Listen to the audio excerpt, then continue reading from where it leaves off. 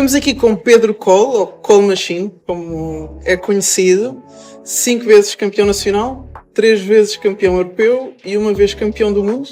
É verdade. Portanto, temos muita curiosidade em saber como é que isto tudo aconteceu e depois como é que foste transferindo isto para este espaço que estamos aqui, na Academia Cole Machine. Mas eu gosto de começar pelo princípio, então se calhar começamos por perceber como é que o kickbox entrou na tua vida. Então, o início no kickboxing eu acho que foi um bocado misto de duas coisas. Uma foi um fascínio que começou muito cedo pelas artes marciais. Acho que ajudou, apanhei aquela era dos anos 90, começaram a aparecer tudo o que era o Bruce Lee, os Van Damme e essas coisas todas, e eu fiquei logo fascinado e imitava tudo o que via na televisão, ou seja, criei logo aí uma vontade muito grande de começar a praticar artes marciais. E outra acho que foi também uma coisa talvez de afirmação. Eu era muito pequenino para a idade, era muito magrinho, ainda mais do que sou hoje, e acho que foi um bocadinho de querer mostrar que era forte e aguentar num desporto assim duro como o kickboxing. Uma mistura de fascínio com necessidade. Sim, não é? acho que sim. E como é que o hobby ou esse fascínio e necessidade se transforma em alta competição? Como é que foste fazendo essa transição? Eu começo a treinar um bocadinho mais naquela de, acho eu mesmo, de me afirmar e mostrar que fazia assim um desporto duro, mas começo a treinar 2 vezes por semana, depois passo para 3, depois passo para 5, depois já treinava ao fim de semana e muito cedo convidam-me para combater. Eu quando entrei ia ver combates de kickboxing, mas a história da minha vida, da minha carreira sempre foi um bocadinho assim. Eu vi os primeiros combates e disse, eu adorava fazer isto, mas eu era incapaz. E depois comecei como amador. Depois vi os combates profissionais, que é sem cadeleiras, sem capacete, eu era incapaz e acabei por combater outra vez. Ou seja, foi um bocadinho uma coisa de me ir superando, coisas que eu achava que eram um bocado inatingíveis, mas fui trabalhando e acabei por lá chegar. É interessante, porque a maioria das vezes dizemos que para chegar a um objetivo temos que acreditar nele. E estás-me a dizer exatamente o contrário. Será um foco muito grande no processo e o prazer no processo? Ou seja, é um processo, não quer dizer que quando eu vou combater como profissional, não quer dizer que eu aí nessa altura acreditava, não é? Mas estou a dizer é que quando sempre vi esses objetivos muito ao longe, mas depois com o trabalho fui-me aproximando e também estava rodeado das pessoas certas e de bons treinadores que me faziam acreditar e mostrar que o processo era esse.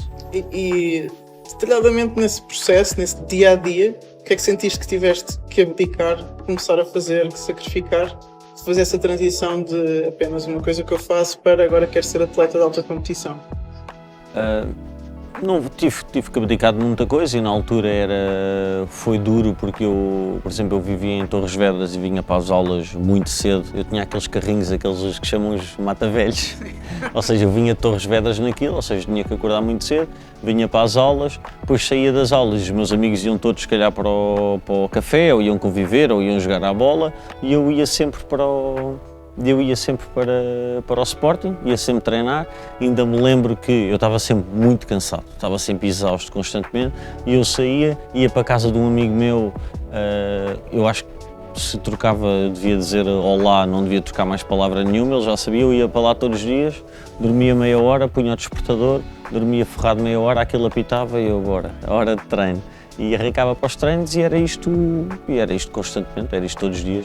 Uma das coisas também, os estudos, não é? Aí estavas a dizer que os teus colegas iam para o café, iam isto e aquilo, mas também alguns iam estudar e tu não tinhas tanto tempo para isso. Pois, mas isso foi a coisa que o meu foco, eu fui cumprindo com os mínimos, mas o meu foco, o que eu gostava, a minha paixão era mesmo o desporto. Ou seja, para mim, se tivesse que não estudar, acontecia, mas faltar um treino para mim era impensável.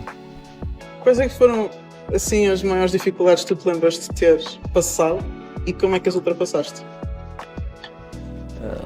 Lesões é sempre muito duro. Tive muitas lesões na mão direita, que era a minha maior arma. Eu tive muitas lesões na mão direita que foram... fiz muitos combates que não devia ter feito, mas que me pressionaram a fazer e eu não estava em condições e eu estava lesionado. E essa coisa foi muito dura, estar a treinar sempre com dores e de saber que não estava a 100% para combater, mas havia desafios que eu tinha que abraçar, que eu tinha que enfrentar. Por exemplo, arrebentei os ligamentos de um joelho uma semana antes da primeira oportunidade que eu tenho para lutar pelo título do mundo. Eu fui a fazer a ressonância e quando veio o resultado, fartei-me de chorar, não é? Tipo, a uma semana da maior oportunidade da minha vida. Mas pronto, também aprendi uma... sim, estava agora a falar. Achava que não, mas estava agora a falar. Mas aprendi uma das coisas que eu aprendi muito cedo e que eu acho que é importantíssimo, é não sofrer com o que não podemos mudar. E eu tinha era que perceber em relação, por exemplo, à mão direita, vou combater ou não vou? Vou de certeza, ou seja, não vale a pena estar aqui a chorar com isto, eu sei que vou combater. O que é que eu posso fazer para melhorar as dores? O que é que eu posso fazer para proteger mais a mão? Ou seja, foi um bocadinho, se eu pensar como é que ultrapassei esses momentos, eu acho que vejo sempre um lado positivo nas coisas. Tenho esse mindset e consigo ver achar que nada acontece por acaso e há sempre uma lição, algo positivo para tirar. E depois é isso, não sofrer com o que não posso mudar e concentrar-me nas coisas que eu tenho alguma influência ou que posso alterar. Então, lesões, dores, cansaço? Sim, lesões, e houve uma altura também dura para mim que eu pensei em desistir, foi quando eu passo da vida de estudante para começar a trabalhar em engenharia ambiental. E eu, quando começo a trabalhar, a realidade muda por completo, as exigências, o que me pedem, trabalhar até tarde, depois ia para os treinos completamente de rastros, não era o mesmo estar nas aulas, a gestão não era a mesma coisa, porque tinha chefes um bocado em cima de mim, exigências, exatamente. E eu perco 4 combates seguidos, que foi muito duro para mim. Quando eu começo a trabalhar, tenho 4 combates, eu não estava habituado, pronto, podia perder combates, mas não estava habituado a ter, assim, derrotas seguidas, e pensei que se calhar não devia conciliar, mas lá está, é tal coisa da persistência. E depois o corpo, eu acho que o corpo é uma máquina que se habitua a tudo. Ou seja, aquilo foi um período inicial que eu não conseguia gerir, mas depois uma pessoa consegue gerir um bocadinho melhor as coisas, perceber, olha, tenho que fazer isto, tenho que mudar este hábito, tenho que fazer isto e pronto, as coisas. Dentro desta lista de dificuldades, lesões, cansaço, dores, que até eu costumo dizer muito aos atletas que não é questão de se estás cansado, é quando estás cansado e como é que vais lidar com isso, não é? Tu, no meio disto tudo, e tendo superado, o que é que tu foste ganhando como pessoa no meio disto tudo? Eu acho que essa capacidade de sacrifício, o perceber que grandes feitos levam tempo e durante o processo vai haver muitas quedas, mas não é o fim do mundo. Essas quedas, as quedas ou as derrotas não se deve aceitar de ânimo leve, mas não é o fim do mundo. O importante é ir continuando e ir evoluindo. Uhum. E agora falando um bocadinho dos sucessos que eventualmente chegam, não é? Os títulos que estávamos a falar aqui ao início, após o primeiro, segundo título, qual é a sensação? É tenho que trabalhar mais porque agora consegui, as pessoas esperam? É já consegui, vou relaxar um bocadinho para descansar? É entre os dois? Os títulos foram sendo diferentes e criando sensações diferentes? Como é que foi? Eu sempre fui uma pessoa que soube celebrar. Ou seja, quando há uma conquista, eu soube celebrar bem as coisas. E essas vitórias deram muita confiança, mas acho que nunca foi a coisa de não ter os pés na terra, ou seja, de deixar de trabalhar ou de deixar de treinar. Foi até uma motivação extra para treinar mais. Nunca foi aquele relaxo máximo. Acho que essas conquistas só trouxeram algo bom. Deram-me confiança, mas continuei a ir treinar sempre com o mesmo afigo que antes ou até mais. Quando aparece primeiro, segundo, terceiro, quarto título, começaste a sentir a pressão de que tinhas que mostrar resultados cada vez que ias para dentro de um ringue? Não senti isso. Sentia-me mais confiante, mas não sentia essa... E como é que se faz isso já agora? Porque nós vamos ter se calhar alguns atletas a ouvir-nos e nós falamos muito não só da gestão do insucesso e da derrota, como falavas há pouco, mas também da gestão do sucesso e da pressão que vem, do quando chego lá agora como é que mantenho, aquilo que as pessoas estão à espera de nós, como é que transformamos os sucessos em vez de pressão, como é que o transformamos em confiança? Não sei explicar muito bem porque não foi uma coisa inconsciente para mim, não foi uma coisa muito muito pensada, mas acho que isso tem a ver também com um bocadinho com o perfil de cada um e com a maneira como somos acompanhados, não é? Principalmente quando somos mais jovens, não é? Explicar um bocadinho isso, mas acho que tem um bocado a ver com o perfil, e se nós não tivermos esse perfil, a vida facilmente nos vai chamar a atenção, não é? Se eu ganho e depois começo a perder tudo, aquilo não dura muito tempo, não é? Temos que parar e pensar, pá, alguma coisa aqui correu mal. Sim. Mas facilmente uma pessoa pode dizer, já está, consegui um título, já fui campeão europeu, como tu foste, mundial, nacional, e tu decidiste continuar a lutar. Sim, isso tem a ver com cada pessoa ter a sua montanha, como nós costumamos dizer aqui. Um pode ser campeão regional, ou pode querer ser campeão da Europa, o outro quer ser o melhor do mundo durante 10 anos. Tem a ver com a montanha de cada um. Eu acho que cada pessoa tem que ser honesta, principalmente com ele próprio, não é? Eu digo aos meus atletas, se não queres combater, está tudo bem, não tem problema nenhum. Agora temos é que ser honestos e saber o que é que tu queres, onde é que tu queres atingir. Não, eu quero ser o melhor de todos. Estás a treinar 2 vezes por semana, não vais ser. Muito difícil. Ou seja, temos que ser honestos e perceber onde é que queremos chegar, e cada pessoa tem a sua montanha. Uma pessoa pode dizer, olha, check, fui campeão da Europa uma vez, não quer mais. Tudo bem, desde que as pessoas à volta, os treinadores, a equipa, tudo, não ande ninguém iludido. É preciso a transparência. Sim. A partir daí...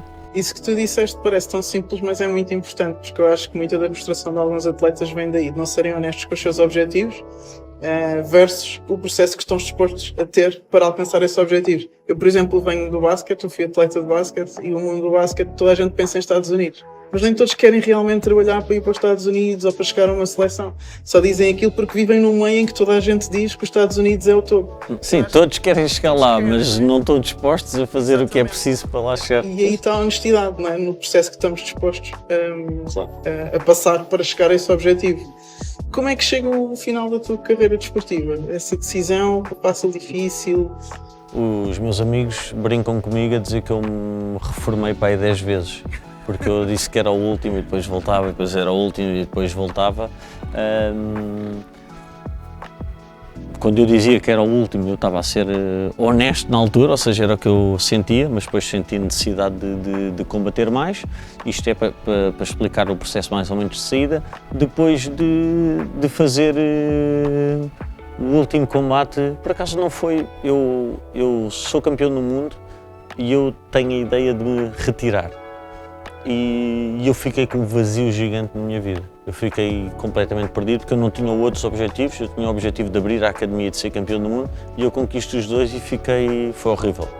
Foi um ano que eu estava mesmo perdido. É muito importante, antes de uma pessoa chegar a um objetivo, já estar a pensar na próxima etapa, que é para não ficar nessa zona cinzenta. E senti isso, mas depois voltei a combater, e depois voltei a combater, e no último, no campo pequeno, acho que correu muito bem, ganhei bem, fiquei muito contente com a minha prestação, e foi uma decisão consciente de me retirar, e sinto bem com isso. Não vou mentir que há sempre um bichinho dentro de mim que me apetece voltar a combater mais. Mas lá está, é este pensamento que quero combater, mas se calhar o processo já é outro na tua vida. Tu neste momento abriste uma academia, não é? És empresário, geres outras pessoas, não é? Sim, sim. E se calhar pensar no processo, se calhar é isto que tu queres fazer agora, não é? Pois, são duas coisas. Uma é quando eu me foco na minha carreira, a parte de gerir a academia, mesmo os meus níveis de energia são diferentes, a minha disponibilidade, ou seja, corre muito pior. A academia acaba por funcionar de uma maneira pior porque eu não estou disponível, o meu foco não é esse.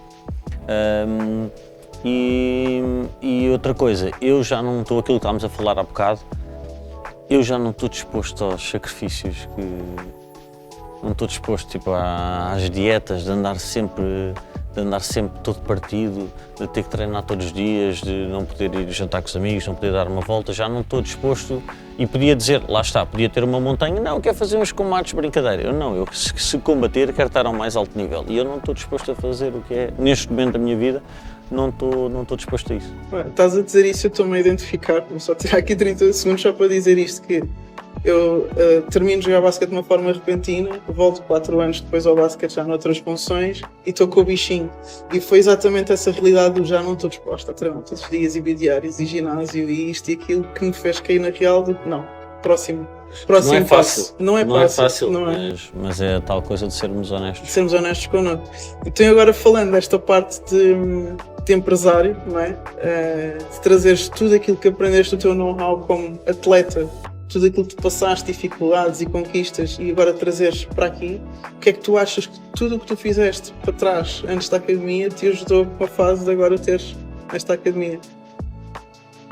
Eu sinceramente acho que foi tudo, acho que eu penso assim, todas as grandes lições que eu aprendi, acho que foi muito com o desporto, aquela capacidade de sacrifício, a perceber a paciência, perceber que grandes feitos levam tempo, hoje cada vez mais difícil explicar aos miúdos que estão habituados a ter tudo no momento e tudo ao segundo, muito difícil explicar que é tudo um processo, se calhar estão mais focados em mostrar o que é que estão a fazer do que o próprio trabalho em si, é difícil, mas acho que foi um bocadinho a consistência, perceber que é um trabalho diário, que não é preciso fazer tudo no mesmo dia, às vezes basta ir melhorando 1%, mas como diz o Woody Allen, 80% do sucesso é aparecer, é vir treinar para não correr bem, amanhã é outro dia, e essa persistência, os momentos maus fazem sempre parte, consistência, persistência, paciência para perceber que é um processo longo,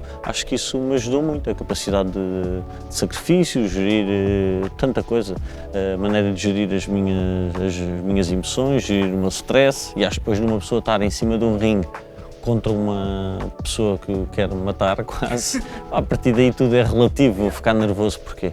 Estavas-me a perguntar se eu estou nervoso com isto, depois das batalhas que eu tive, acho que não é uma coisa dessas que me põe nervoso.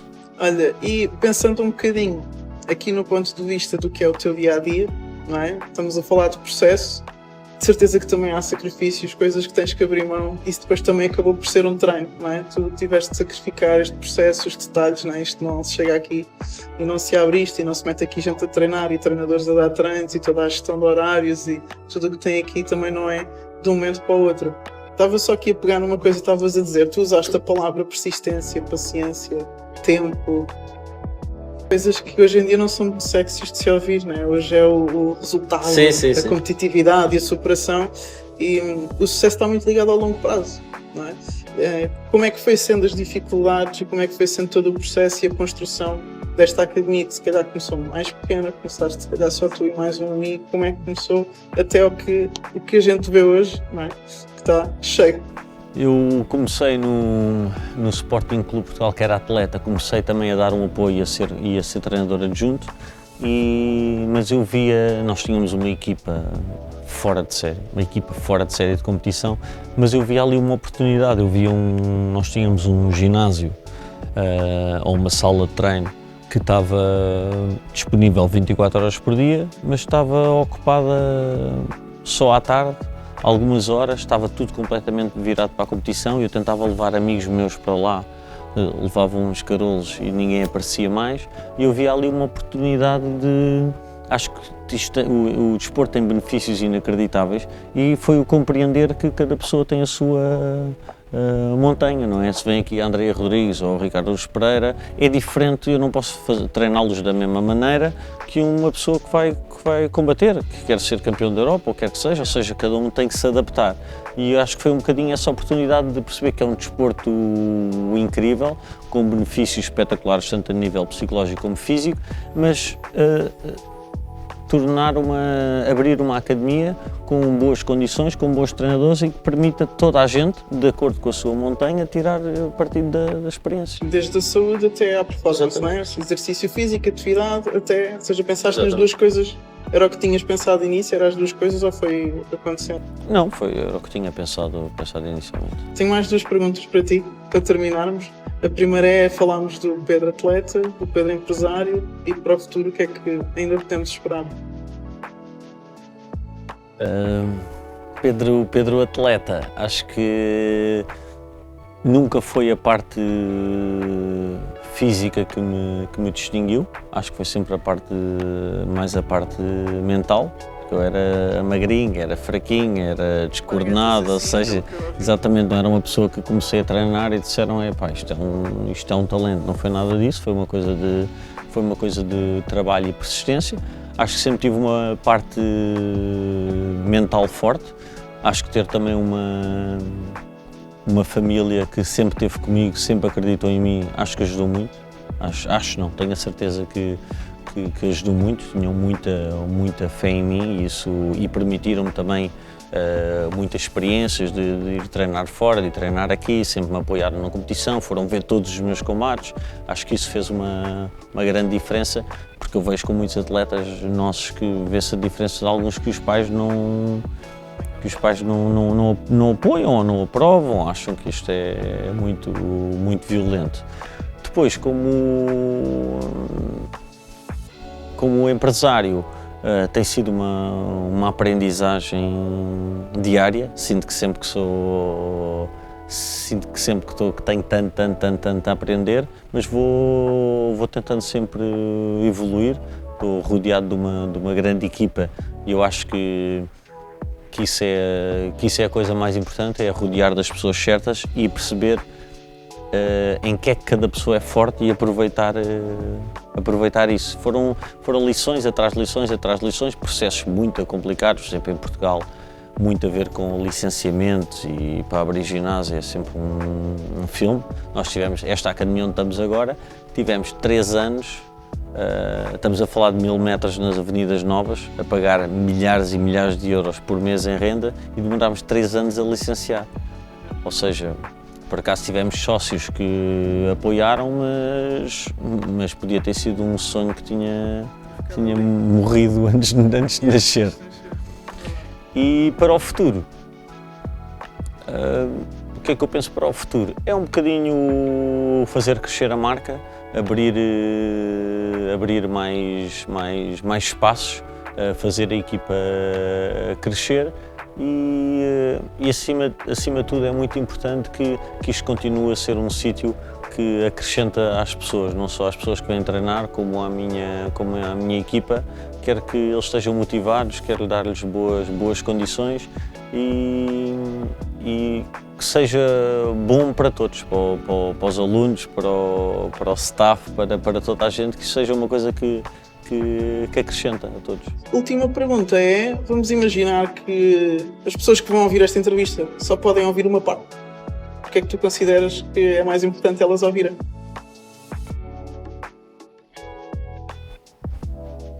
Eu acho que talvez seja a parte de perceber que cada pessoa tem a sua montanha, cada pessoa tem os seus objetivos e é muito importante sermos honestos connosco, ou seja, não andarmos nós iludidos, nem andar a iludir as pessoas que andam à nossa volta. Eu acho que a partir do momento em que há transparência, e eu digo sempre isto à minha equipa, aos meus alunos, a partir do momento em que há transparência é muito raro as pessoas desentenderem-se, não é? A não ser que não queiram ouvir o que estão a ouvir, mas cada pessoa, obviamente que há pessoas que também andam baralhadas, às vezes que não sabem bem qual é a sua montanha, mas isso é um processo, mas acho que acima de tudo é tentar perceber isso, o que é que eu quero, o que é que eu estou disposto a fazer e não desiludirmos a nós próprios nem as pessoas que estão à nossa volta. Okay. Pedro, obrigado. Obrigado.